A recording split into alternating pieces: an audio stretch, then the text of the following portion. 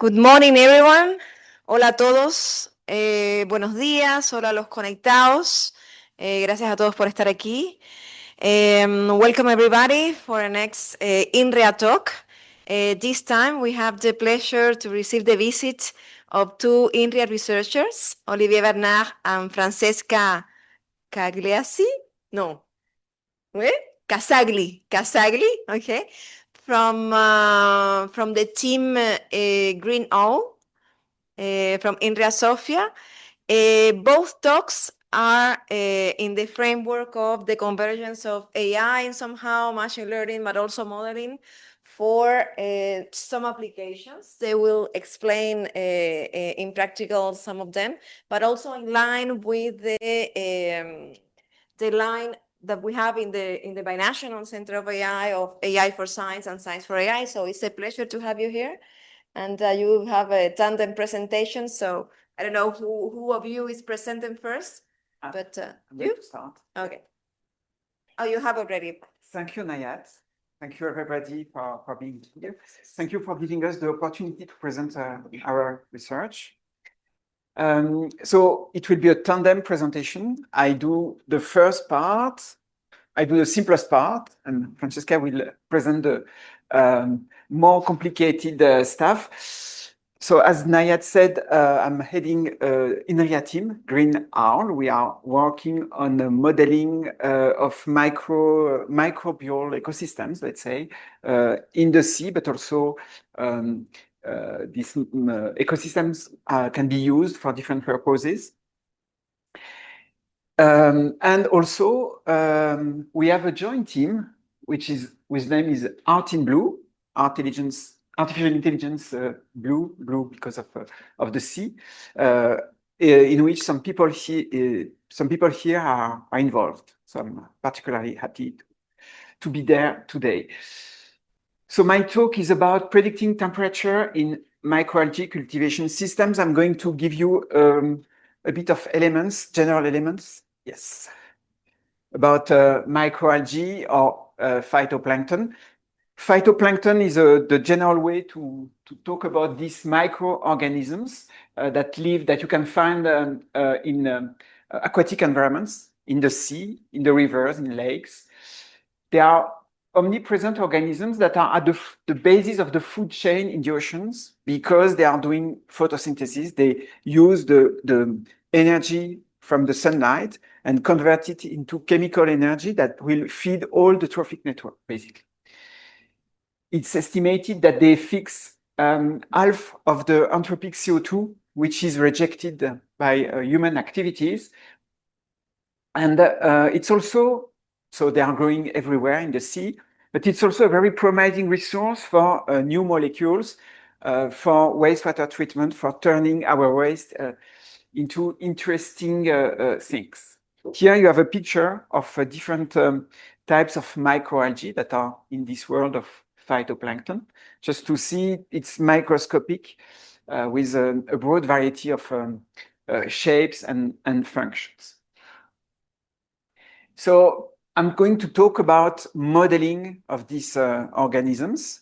And when we are interested in modeling of phytoplankton or microalgae, the first thing that people are thinking too is that since they are doing photosynthesis, they use light and they have a growth rate. They respond to light with this type of behavior. I won't speak really about this. Francesca will speak a bit more. Also, their growth is depending on the nutrients that are available. They need sources of nitrogen, phosphorus, they need vitamins, they need plenty of things. And they are also affected by temperature of their medium. And by the way, I will focus on this aspect, temperature of the medium. And I'm going to explain you first how these microalgae react to changes in temperatures. So I focus on that. You have to know that temperature in the aquatic environment is something that can vary a lot. If we focus on ocean, of course, with latitude, you have different temperature. But also with depth, this probably is less known, that you have what is called a thermocline, and then where temperature is varying, and then you have a constant temperature with depth. So these organisms have to acclimate, have to face different temperature. And of course, there are also the seasons that make them make the changes of temperature. So this organism, but like most of the organisms, they have to face to environment where temperature permanently fluctuate, and depending where they come from, they are adapted to certain temperature. If we look at the way the impact of temperature on growth, here is the growth rate of these organisms. And basically, if you increase temperature up to a certain point, you will stimulate growth. And after a certain temperature, you see that you have an abrupt drop in growth rate. And in my team, we spend a lot of time on working on temperature and trying also to understand what happens, why after some temperature they are not working that well, that good, and doing experiments on trying to see their viability, how they were affected by high temperature. We discovered that basically at high temperature they were dying. Many of them were dying, which is not totally surprising, but so it's because of cell mortality that we have this behavior. So all these can be summarized in general by a pattern where you have a minimum temperature below which they don't grow. Depending on the species, each species has its minimum temperature, a maximum temperature where they are all dead, and an optimum temperature corresponding to an optimal growth rate. The interesting thing is that in the ocean, but also in most of the ecological environments, the optimal temperature corresponds to the maximum of the temperature that can be met. And there is an issue because, of course, due to climate change, all the ecosystems are warming up. And therefore, it's not completely clear what will happen when the ecosystem brings them to temperatures that are really unfavorable and that are triggering mortality. So this is one of the points on which we are working in my team. And one way to represent this pattern is this model that is represented here, which is called the cardinal temperature model with inflection, and which represents quite accurately the growth of algae, but not only on algae, of different microorganisms. So here, it's microalgae, different strains of microalgae that have been sampled during the Tara cruise. And for each of these strains, you can see that depending on where they were, their behavior is not exactly the same, but they all respond to the same model, general model that I presented before. They can all be described by this equation. And this is something very surprising, that all the microalgae can be described by this equation, but also most of the microorganisms. Here you have a yeast, and here you have a bacteria, Escherichia coli, a very famous one. And all these organisms, they have a response to temperature which is very similar. The parameters are different, but the response is very similar. Now I'm going to say a bit more things about microalgae. So this part of phytoplankton that can be used for biotechnological purposes. There are plenty of species, and they have been studied for their ability typically to produce biofuel, to store some lipids or carbohydrates, and to produce biofuels, or to produce some very important polyunsaturated fatty acids. Probably you have been told that you have to eat fish because fish is rich in omega-3, these polyunsaturated fatty acids, but fish do not produce any of these things, any of these molecules. They just concentrate the the polyunsaturated fatty acids coming from the algae. This is the point. So they are more and more used for different purposes. They grow in the sea, but more and more we grow them for different objectives in different types of reactors. So they are most of the time they are taken from the natural environment, from the sea, for lakes, rivers, and they are grown in these types of reactors. So here you have 4 types of very different reactors. This is what is called the raceway pond. In that case, this is more for wastewater treatment, strategies for wastewater treatment. These are photobioreactors, tubular photobioreactors. So these are tubes in which the algae are growing. In that case, it's more for biomass production. This is done by a startup that was born from our team with a very different strategy. They are, in that case, sticked to a support, and this is for aquaculture to feed larvae, typically. And these are other processes, in that case, that are developed in the Caribbean for growing algae. So just my point here is that, of course, these organisms, as I told you, they come from natural environments where they were used to a certain temperature. Here you see that you put them in very narrow environments where you don't have a lot of depth. So it means that temperature of this environment will be probably will rapidly warm up. If you let a bottle of water, this is very, very strongly submitted to greenhouse effect. So the temperature of this system can grow very high, and we are getting far from the temperature to which these organisms are acclimated. And the main question that I'm now going to address is to see if we can predict the temperature of these systems that are submitted to light, to sunlight, and if we can then derive the effect of this temperature on the growth of algae and on productivity. Well, sorry, it's not very nice, this picture. Here you have one of the processes on which we worked a lot, the raceway, in which we grow this type of algae, Chlorella vulgaris mainly. And here you see that the temperature is not very clear, sorry for that. But the measurements are, the red crosses, they are fluctuating a lot. They are fluctuating within a few days between 15 degrees and 35 degrees. And this is something very, very high, probably much more than what these organisms are used to in nature. And the objective of what I'm going to present is to try to propose a model that will be able to predict the temperature. Once we have the temperature, we can use this model to predict the growth of these organisms and to see how it can be efficient or not. Sorry.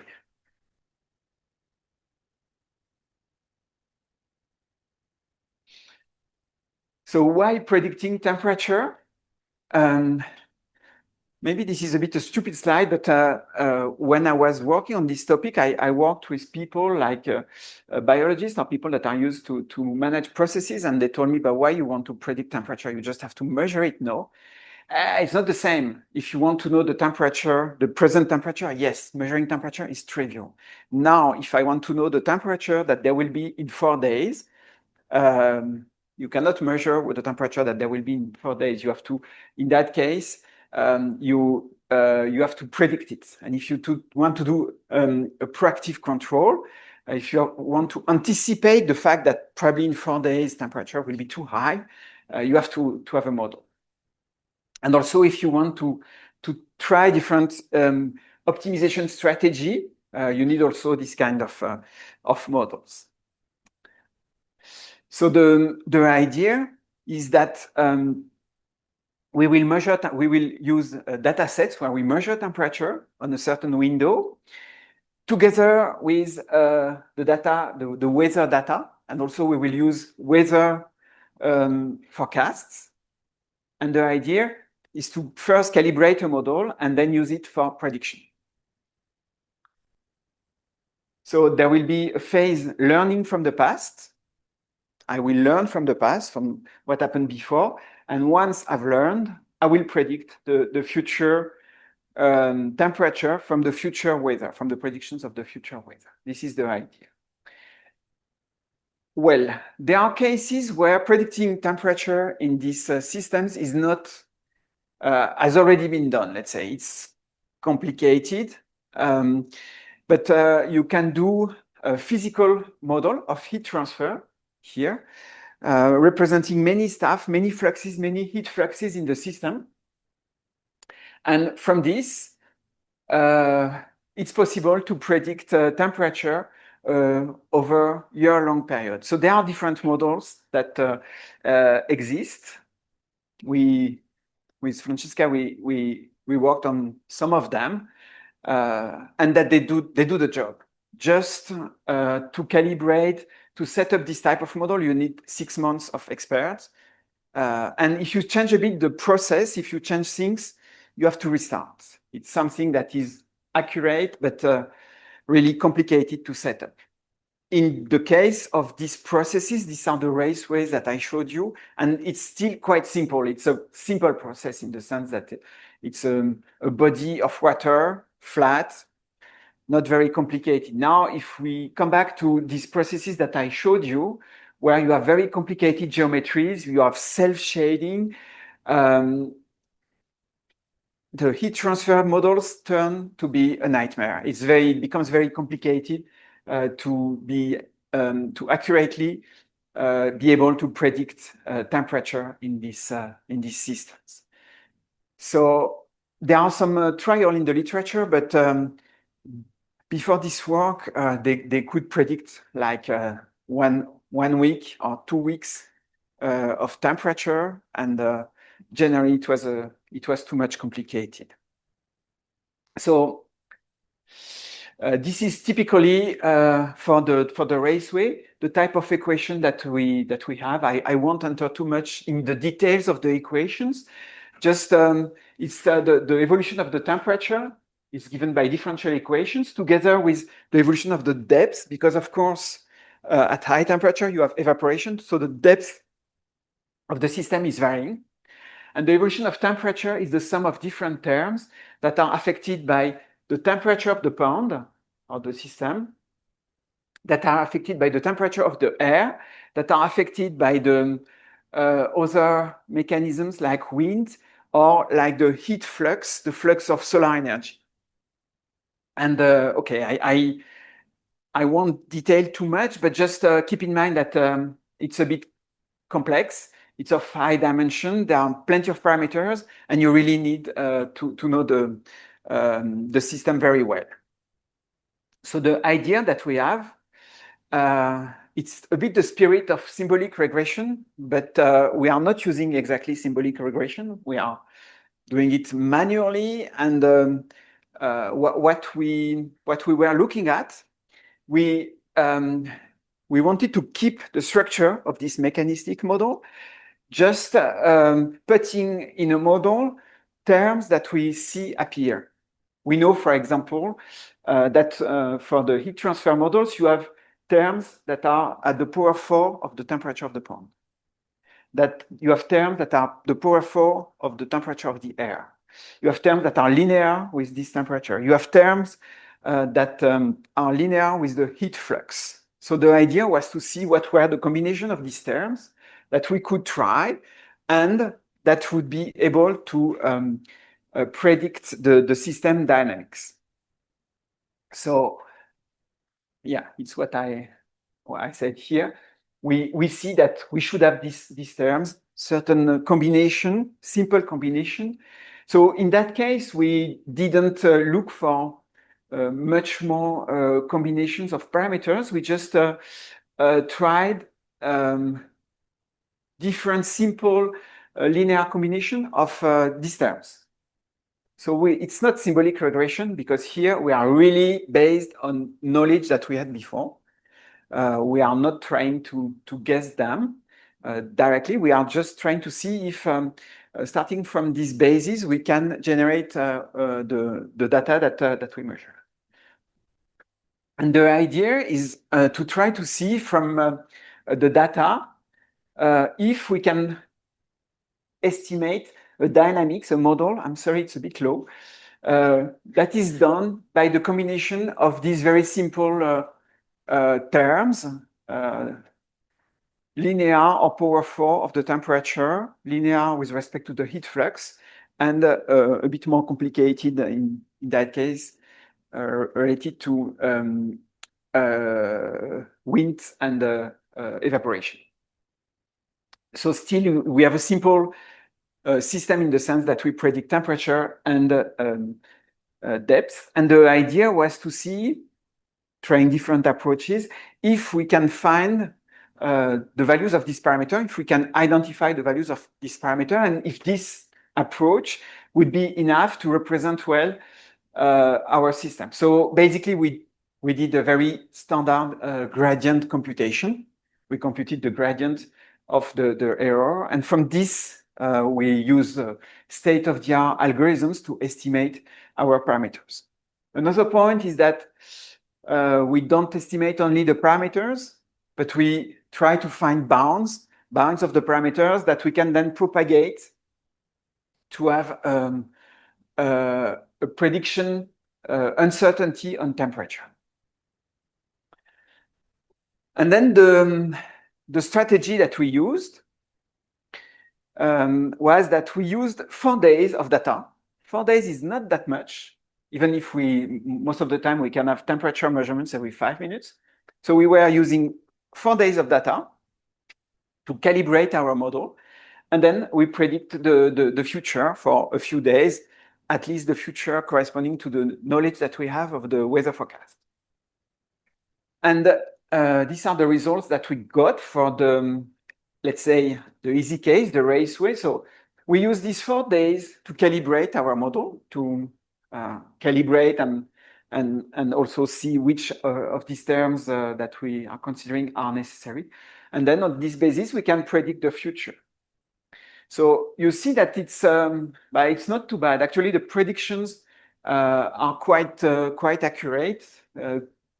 You have an uncertainty here, which is due to the fact that in 4 days, maybe you don't identify sufficiently well the parameters, so you keep this uncertainty, but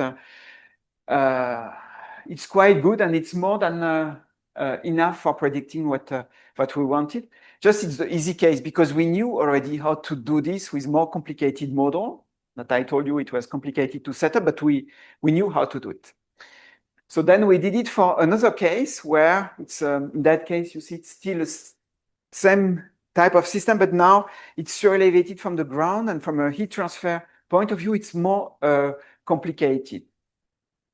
But you see that still, based on 4 days, we are able to predict quite well. The measured data in blue and the model are superimposing. The model is called, by the way, SATE, Simplified Auto-Tuning Heat Exchange. SATE, we call it like this.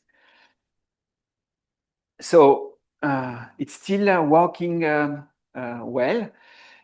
And then we went to the more challenging cases where we have very complex geometries, and so this was just impossible to do it with mechanistic approaches. It was too much complicated, too much. An interesting point as well is that you see there are 2 panels in V, that there's a V, and they don't get the same level of light, both of them. This is the north panel, this is the south panel. So it was, at the beginning, I was not believing that we could do anything with this. And very surprisingly, the predictions were just excellent with this approach. And here, even it was, we saw that we could limit, even reduce the number of terms that we were needing in our approach. To an even simpler model than what we had before. That was very, very interesting. And we can predict very well the future. The fact that we predict very well is also related to the fact that we use less parameters. So we have less uncertainty on the parameters, and it's easier. It's the learning phase is more efficient. Let's say it like this. and we get a better accuracy. Another system now, also very challenging, is these tubular reactors under a greenhouse that, in that case, were in the University of Wageningen. And same point, we are able to predict the temperature in this reactor after a learning phase of 4 days. In that case, we were using the temperature. You remember that there is a notion of temperature of the air in that model. And in that case, we use the temperature inside the greenhouse as one of the elements of our simplified model.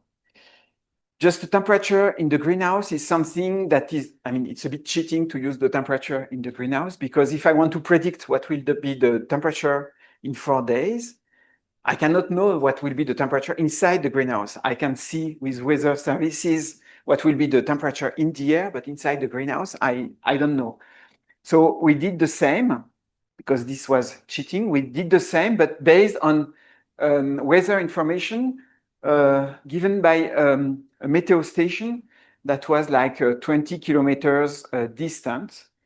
And the question was, because of this learning strategy, can we learn the fact that temperature 20 kilometers away is not exactly the same? So these are the data that we used. And actually, it was not bad at all.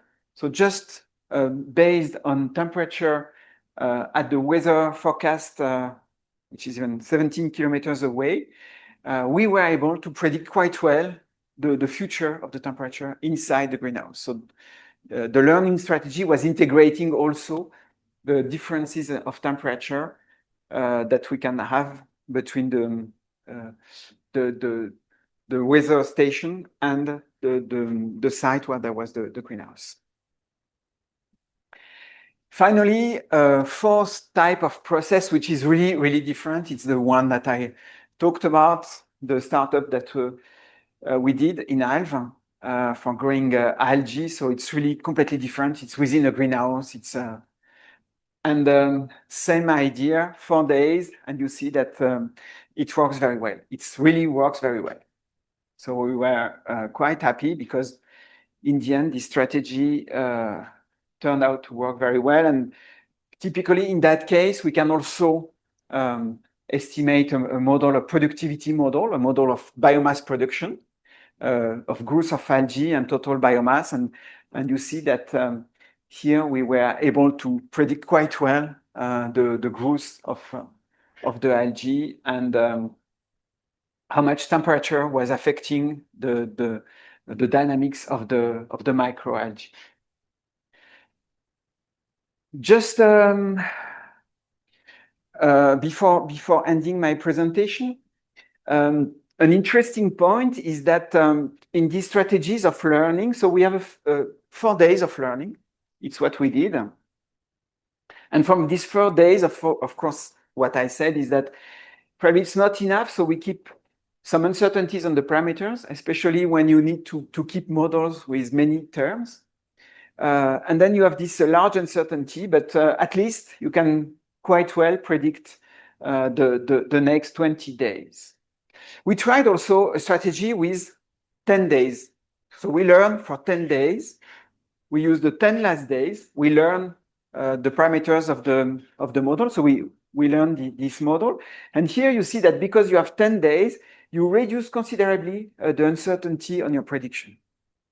You reduce them, but your prediction, if you see the prediction, it's red and the measurements are blue, because you cannot adapt to the changes of the system. If you have learned on a too long period, it doesn't work that well. And even worse, for 20 days, you have a perfect model that is very well identified, but that is no more able to predict, because in 20 days, there are too many things that change, and you cannot. What you learn is too much rigid. So that's why we stick on 4 days. So my conclusion, with this model, we were able to learn from the data to predict temperature. This was validated with very different types of reactors, and and 5 different climates. So it's very interesting to see how modular this can be, and indeed with a very simple model in the end, how we can catch the dynamics of the systems, and even end up with predictions that are over year-long periods. Of course, the more data, the more accurate will be the model. You will have better predictions if the model is retrained regularly. It's not very surprising, but it's always interesting to see what it means practically. So the perspective, and we are working on that, is to anticipate the impact of the coming meteorology. And for that, we are doing model predictive control. So we simulate different scenarios of the future, 7 working scenarios, and we optimize them, dealing with the fact that we can anticipate the temperature. And this closes my presentation. Thank you very much. So my first part was really focused, you saw, on the physical aspect, even if behind there was some living organisms, some microalgae. And now Francesca is going to present more the biological part. It's more complicated. So I give you the floor and the microphone as well, both. I don't know if you have questions. No, yeah. Yeah, maybe for the end, but if you have questions so far, yeah, it seems like, yeah, use the mic, please. Thanks. Thanks, Olivier, for the presentation. I have one question about if you have data of the traits that survive in the end of the microalgae, because I was wondering if we could do some of adaptive dynamics to that type of models in that ecosystem to increase also the productivity that you said. I see very well what you have in mind. Well, among other stuff that we do in our team, and especially experimental things, we work on adaptation.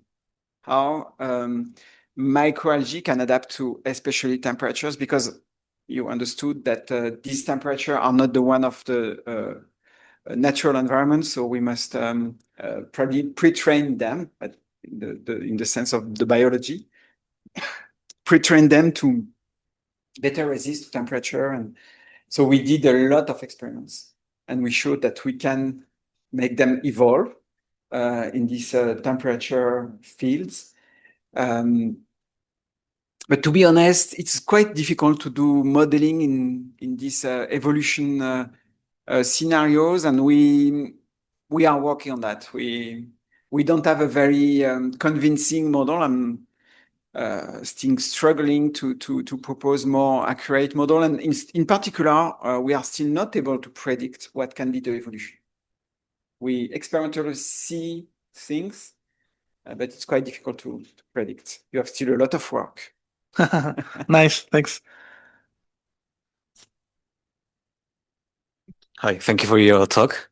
So, I mean, regarding the symbolic regression part, I was wondering, so since you have this mechanical structure defined, and then you want to use symbolic regression for finding what are the kind of the structure of the individual components, right? But is there any space for trying to find another kind of structure for the model? Sure. If we end up in symbolic regression algorithm for dynamical system, this would be a beautiful training set as well. That's also why I wanted to present you this.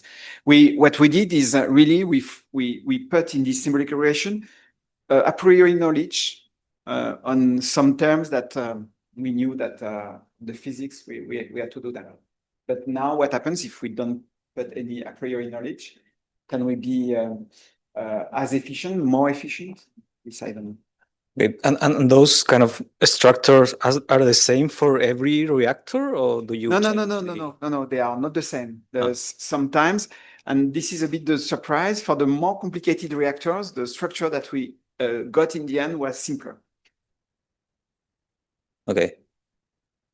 And you can generate data from those reactors to... Yes. Okay. Yeah. Yeah, thank you. Questions? Questions online? No? Questions? Okay. Oh, good. Thank you, Oliver.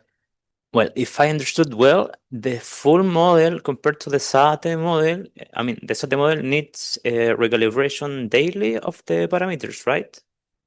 Needs regular? The recalibration of the parameters daily or every 4 days? This is the strategy that we chose. Yes.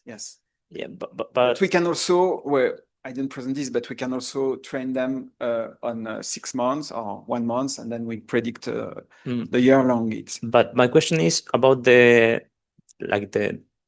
instead of recalibrating the parameters daily, maybe like a schedule recalibration based on the performance of the model, or maybe the changes in the environment, that these changes can, let's say, push the calibration maybe in the next day or instead of the next week.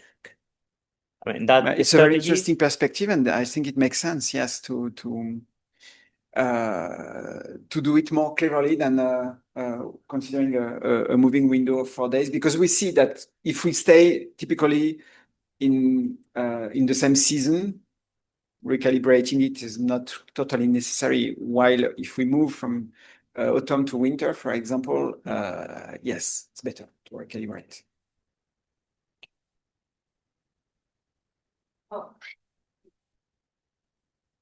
Hi, Oliver. It's difficult to recalibrate the model. It's too difficult to recalibrate the model. So I don't know if you recalibrate the model every week or each 5 days, 6 days. Is difficult computation? No, it's not difficult. It's automatic. It's only computation. So yeah. The thing is that what we wanted to do here, our objective was really to improve the process control. And we have the weather for in the next 4 days. So we were interested in mainly predicting temperature in the next 4 days. That was the thing. That was why all this strategy was set up.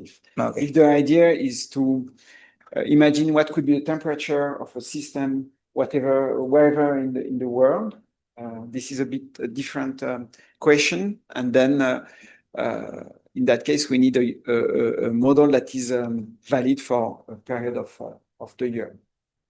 Okay, thanks. I think there's no more questions, so we can give the floor to Francesca. And the pizza. Yeah, thank you.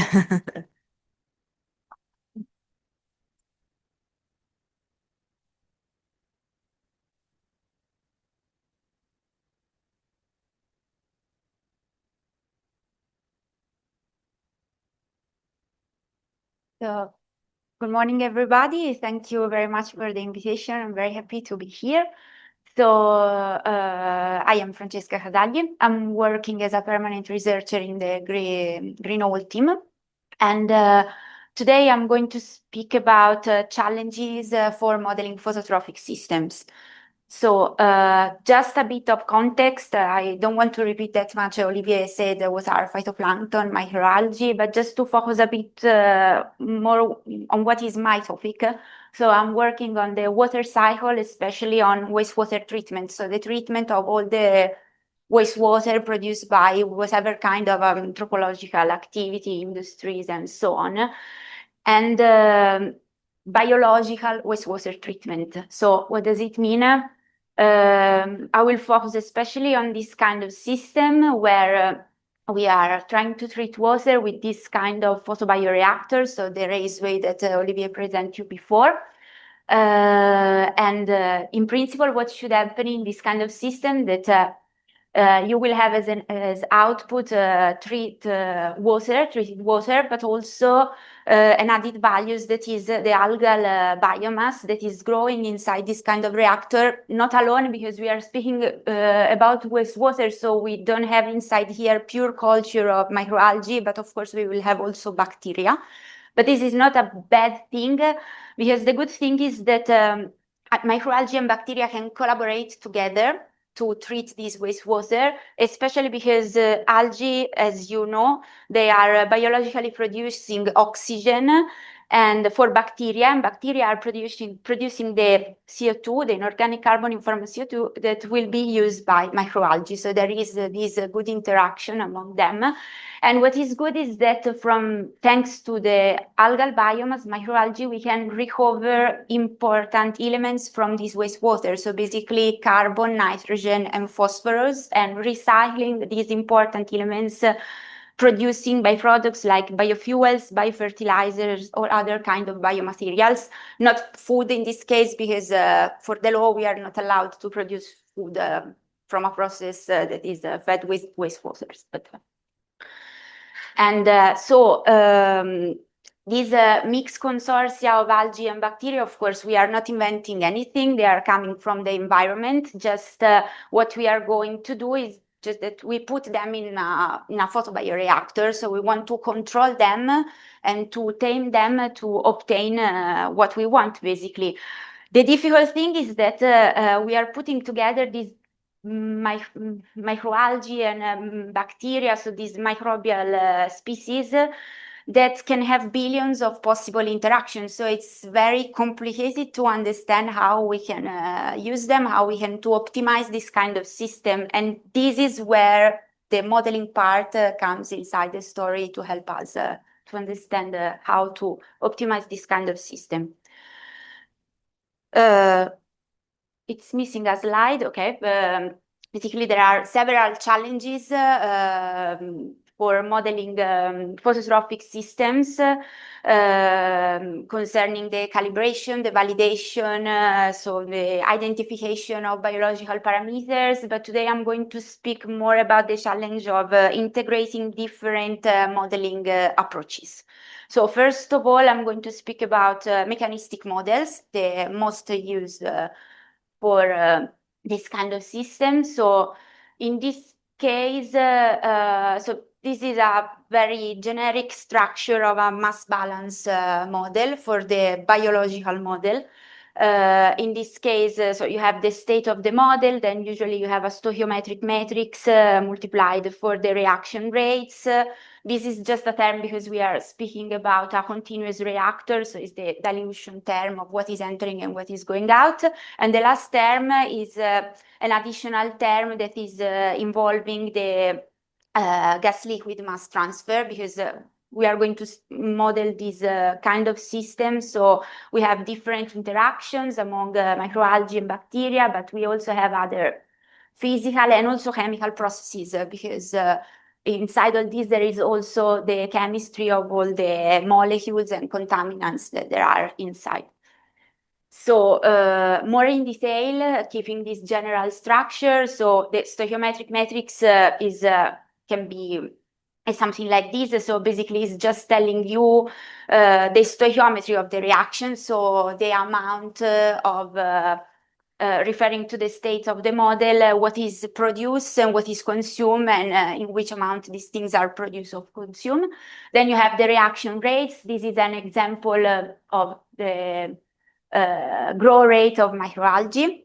So there are several terms to take into account. So as you saw with Olivier, also the growth depends on temperature. So now I didn't write explicitly what are all these kind of functions, but the dependence on temperature is exactly the cardinal temperature model that Olivier showed you before.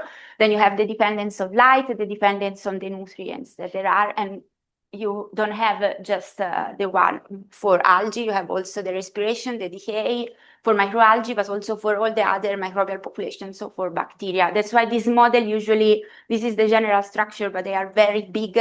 Particularly this model we are using, the ALBA model, is in dimension 19. So And yes, and then you have other terms. For example, here the gas liquid mass transfer, because as I showed you before, we are working with outdoor reactors and open reactors. So they are in contact with the atmosphere. So you have emissions of CO2, emissions of ammonia, and other kind of gases that are either very toxic and dangerous, like the nitrous oxide. So to represent well the system, we have also to take into account this part. And yeah, and this was the description of the biological model, but of course this biological model is inserted in a framework much more complicated, but there is also the chemical submodel, so describing the chemistry, like the equilibrium of carbonates, the speciation of ammonium, ammonia, all the phosphates, and the heat transfer model, but this Olivier already spoke about it, so I will come back to it, that is based on meteorological data, because you need this input to let it run, and also other input-output fluxes, especially the part of the mass liquid gas transfer. So without entering in the detail of all the equation, this model was calibrated and validated on different case studies. This picture is just to show you from where we took the data. So from these are pilot scale reactor. We are speaking about pilot scale, not at industrial scale. So the data set that are from Narbonne in the south of France, we had 1 year and a half of data. Then we had another pilot in Milan, and we had 6 months of data. And these 2 reactors that are the biggest one were in Almeria, and from here as well we have around 6 months of data.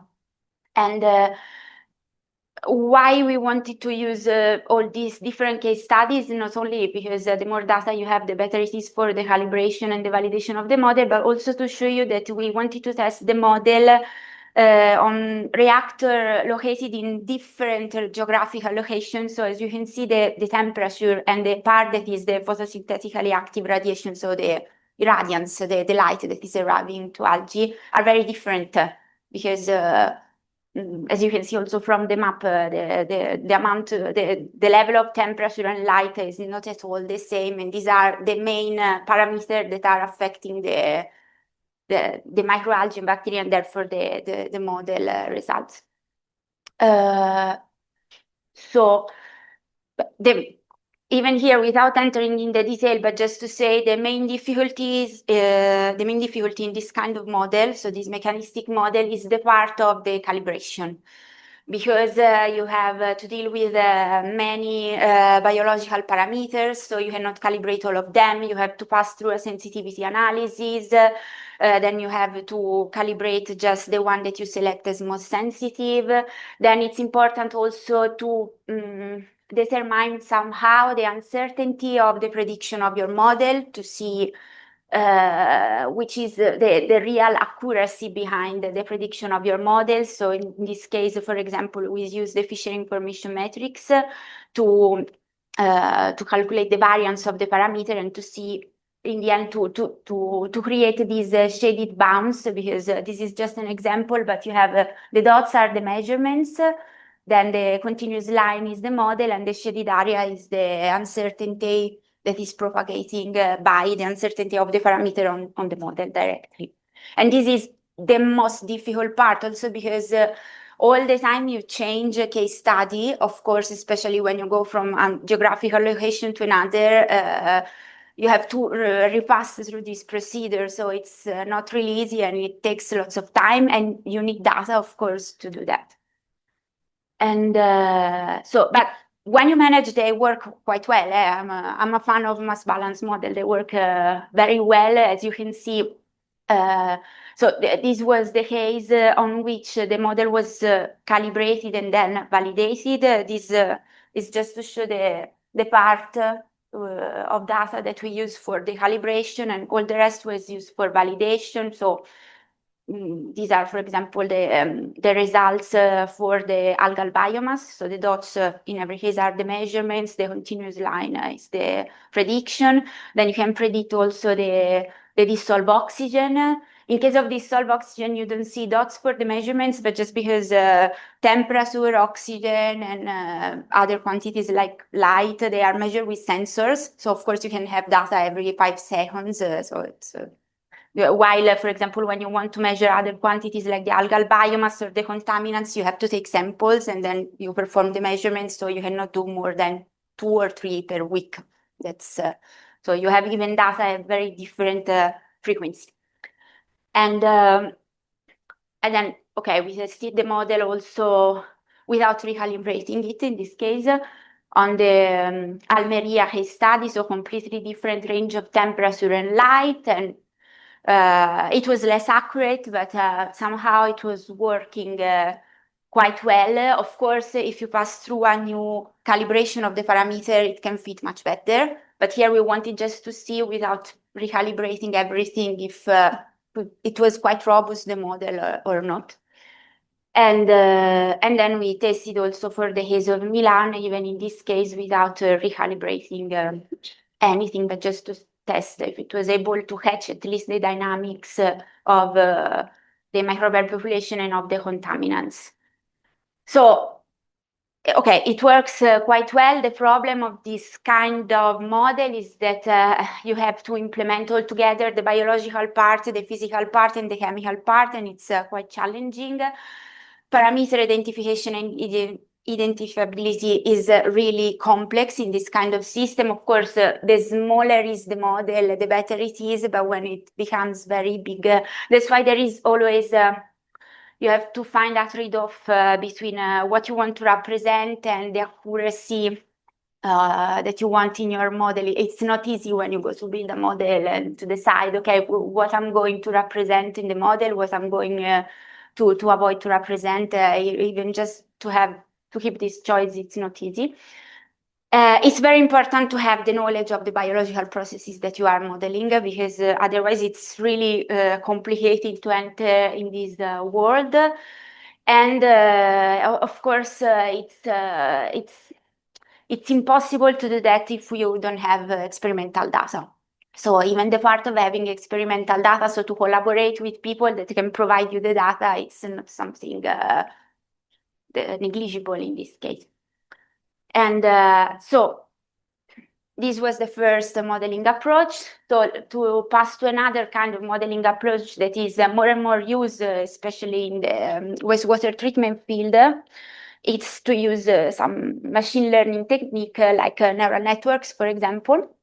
So here I will go very fast because so in this case, the general representation is so these are still the states of the model, the same states of before, just in this case, you are representing everything with a neural network. So the mechanistic part and the knowledge is completely disappearing. And of course, you are going to minimize a loss function that is done between the difference of the states predicted by your neural network and the experimental measurements. So we tried this approach and basically this was the work done from a student that we had. He tried with different kind of structure. Here I'm reporting the recurrent neural network structure that he used. He trained the model with all these kind of measurements and these kind of inputs, so temperature, wind, light. He did a principal component analysis before to select which one were the input to use. And then the target of this model was to predict ammonia, nitrate, and nitrite that are the main contaminants that you need to measure at the end of the process. So what was happening in this case? That it was working, but as you can see, this, for example, is the behavior of nitrite. The problem in this case is that you have negative concentration. So yes, it's capturing the trend and the dynamic of the state of the model that you want to follow, but there is this problem that you lose completely the physical knowledge and especially the mass conservation that is very important in this kind of model.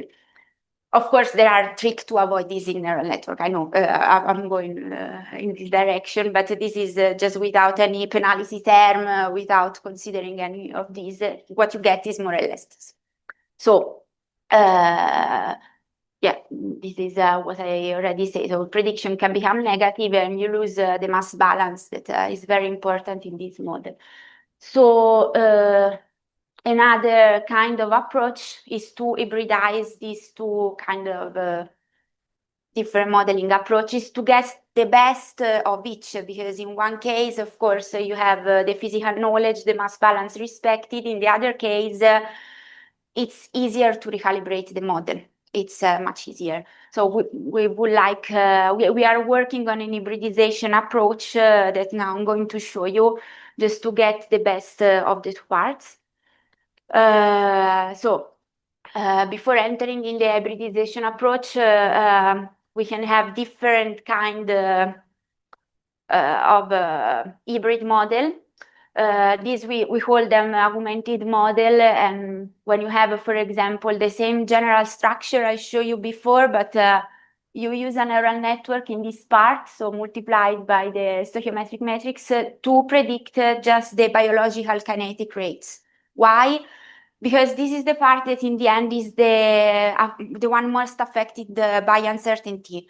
We are sure about the stoichiometry because this is something even quite easy to compute. It's just chemical balance of the reaction. What we don't know is the rate at which all these reactions are happening. This is because they are affected by light, by temperature, by pH, by so many factors that we don't know the velocity of this reaction rate. So in this approach, we want to put the neural network in this part and keep all the rest like before.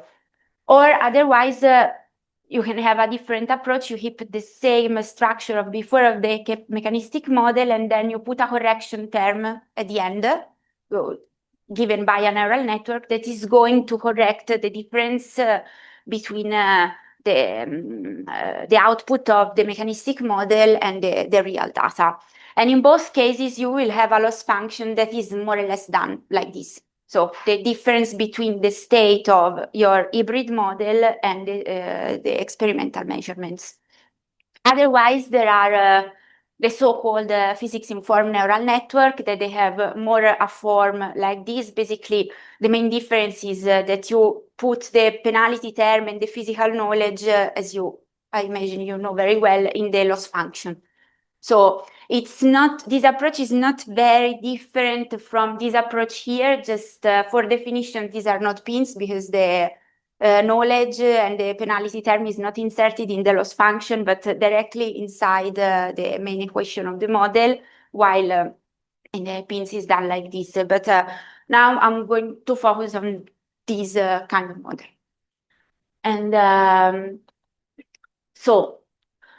and the approach that we are working on for this hybridization. So as I told you, we take the general structure of the ALBA model, if you want, that I showed you before, and we want to replace with a neural network the part describing the biological kinetic rates. And we want to find a way to be sure that the mass conservation will be respected. So basically, what we are going to do in this case is that the part that we are replacing here, it will be given not just from a neural network, but this neural network will be multiplied for a constraining function. A constraining function that will guarantee, will be done in a certain way that will guarantee that when your state is equal to 0, the derivative will be positive or equal to 0. So in this case, it means that when when the state is 0, you don't want that, when the reaction rate is 0, you want that your state is 0. This is what we want to guarantee with this constraining function. Of course, there is not just a unique way to define this function. Now we show you how we managed to build it, but it's just the approach that we want to show you. So just to give an example for the microalgae growth, this is how it will be done. So you will have the part that is given by the neural network, and all the rest is the constraining function that will guarantee you the positivity of the states and the fact that when is zero, the derivative is positive or equal to zero. And so the first step of this approach is to do a pre-training of this neural network that are representing the biological kinetic rates. So in this case, the target will be given by the biological kinetic rates predicted by the mechanistic model. So here we are not still using the real data for the training, even because the biological kinetic rates are not measured. You can measure the biomass, you can measure the contaminants, but not the rates at which these reactions are happening. And so yes, the target of this pre-training will be done exactly like this. So the reaction rate generated by the mechanistic model and the chosen constraining function. And so in this case, this pre-training, in reality, we are solving just a static problem because the loss function will be given that you want to minimize by the difference between the output of the neural network, that in this case is the biological kinetic rates, and the biological kinetic rates predicted by the mechanistic model. So as you can see, the time still is not entering in the story. That's why it's the pre-training is a static problem.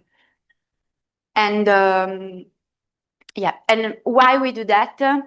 Because if you want, because of a problem of number of data, of quantity of data, because when you choose the structure for this neural network that are going to represent the biological kinetic rates, for example, this is one of the structure we choose, you have all these parameters. They are really a lot, and we don't have enough experimental data to calibrate all these parameters inside the neural network. That's why if we pass through this pre-training with the mechanistic model, we can generate all the data we want. So if you want, this pre-training is just a trick to start the neural network for the real training, the dynamic one, with a set of parameters that are not too far from the solution. So it's just a trick to do that.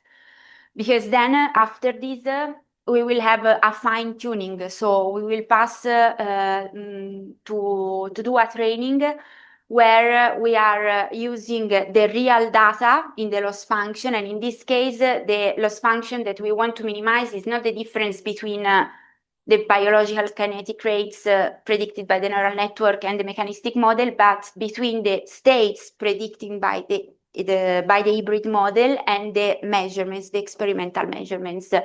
And in this case, we are not going to recalibrate all the parameters of the neural network that are still too many, but just the most sensitive one. So we pass through an analysis of the sensitivity function of the neural network. We determine which are the neurons that are more sensitive, and we are going to recalibrate just them.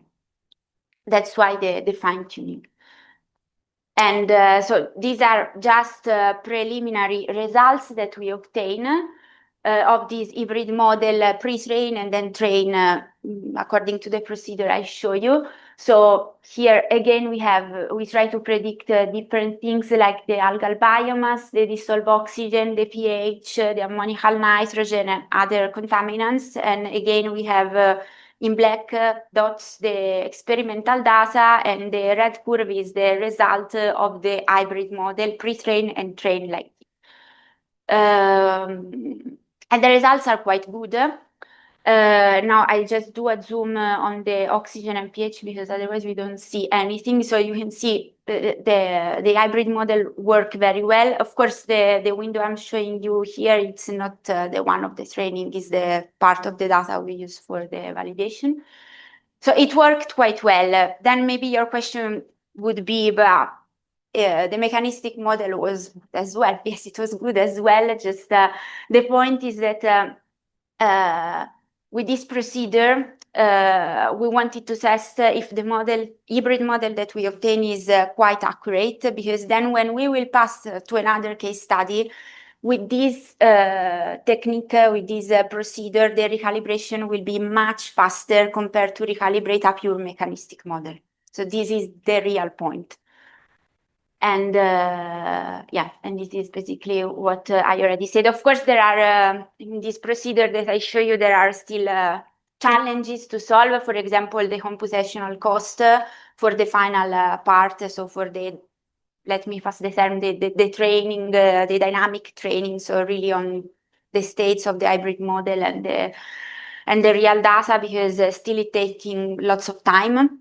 For example, for what I show you here, I think I ran just 10 or 15 epochs, and it took for the training 13 hours. 13, it's still quite a lot.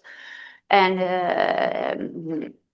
but yes, the point is that this hybrid structure can help to rapidly adapt the model that you have for similar case studies and recalibrate it faster compared a purely mechanistic model. And but of course, another thing that we want to explore, because this is just a procedure that we are working on, and now we try to hybridize the mechanistic model with neural networks. But of course, the problem of neural networks is that compared to the mechanistic model, you lose the interpretability, because then you don't know anymore why, what's happening, and why is catching really the information. So another interesting thing would be for sure to try this hybridization with the mechanistic model and symbolic regression, for example, that if they are not too big, still you have a bit of interpretability. And maybe to compare also the two approaches to see which is more powerful. And yes, this is basically what I already said. So thank you for your attention.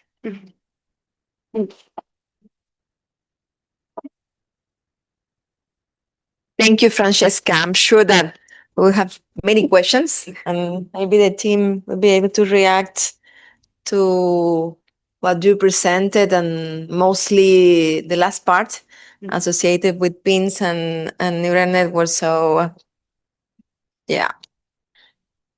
Yeah, thank you for your talk.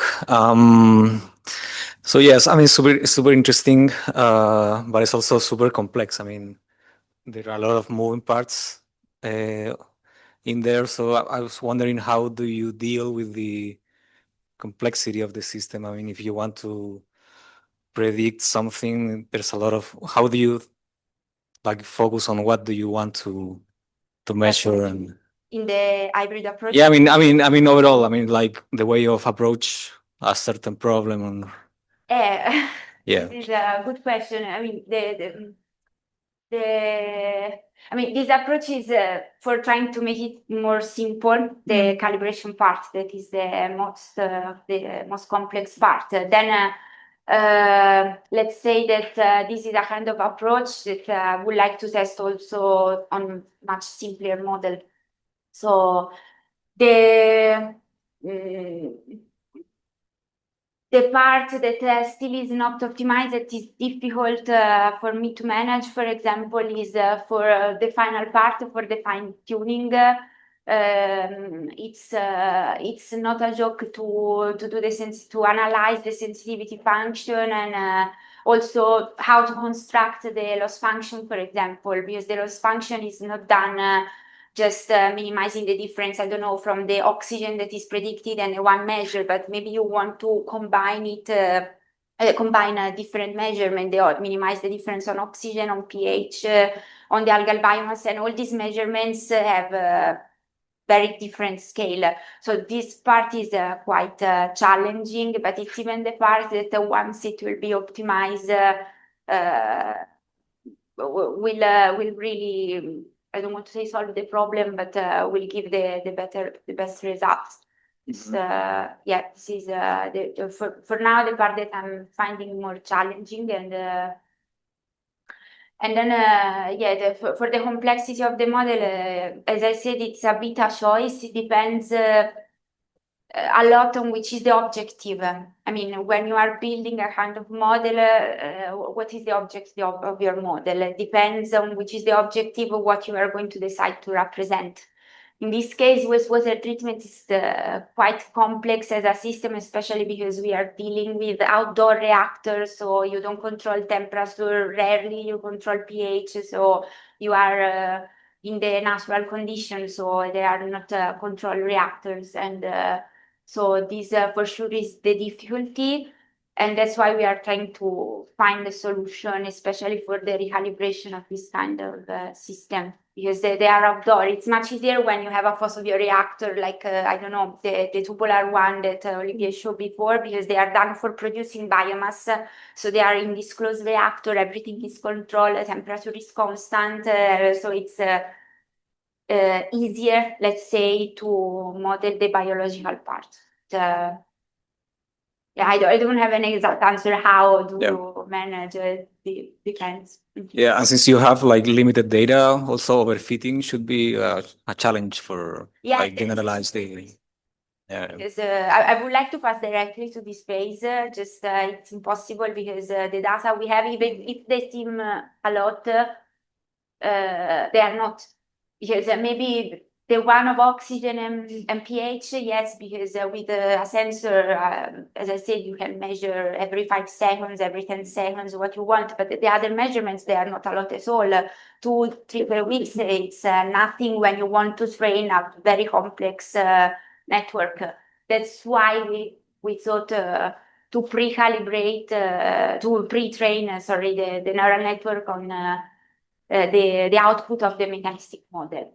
But even in this case, it's a point that, okay, you can use it if you have a mechanistic model that you trust because it was calibrated and over-validated on several case studies, but otherwise you're obliged to use a model that you don't know if it's predicting well these quantities. So if it's not predicting them well, you are pre-training your network on something that you are not sure. So of course, there are lots of things to think about.